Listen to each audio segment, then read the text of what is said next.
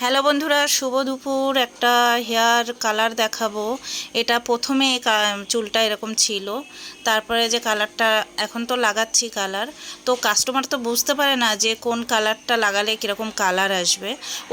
ওদেরকে যখন শেড কাট বের করে দিই তখন ওরা ভাবে যে এই কালারটা করলে বোধহয় ওদের বেটার হবে, কিন্তু আমরা জানি, আমরা এত বছর ধরে করছি তাই আমরা জানি যে এই কালারটা করলে কিন্তু এটা একটু ডার্ক হয়ে যাবে, মানে ডার্ক মানে ভালোই ডার্ক হয়ে যাবে। তাছাড়া মাথার তালুটা তো একটু তো বেশি ডার্ক হয়ে যায়, কারণ মাথার তালুটা গরম থাকে।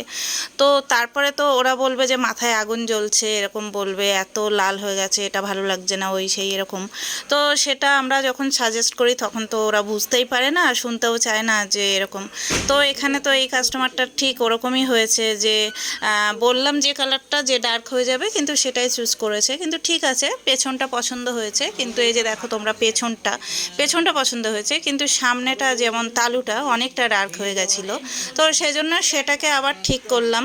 করার পরে এটা তো ডবল টাকাও তো কেউ দেয় না, না তো যাই হোক, এরকমভাবে আবার করতে হয়, যেটা সাজেস্ট করি সেটা যদি হয়। এখন দেখো এই যে সামনেটা এখন তো ন্যাচারাল লাগছে, মানে বার্গান্ডি টাইপের বেশ ভালো লাগছে কালারটা, তো ওটার সঙ্গে সামঞ্জস্য করে এটা করে দিয়েছি। তো এটা হয়েছে ব্যাপার যে আমরা যখন সাজেস্ট করি তখন আমাদের কথাটা একটু শুনলে ভালো হয়, তাহলে আমাদের বারবার খাটতে হয় না। তো এই হয়েছে ব্যাপার, এই হয়েছে ফুল হেয়ারের কালার, গ্লোবাল কালার, যেটা ফ্যাশন কালার, ফ্যাশন করবে বলেই কালারটা চুলে করা হয়।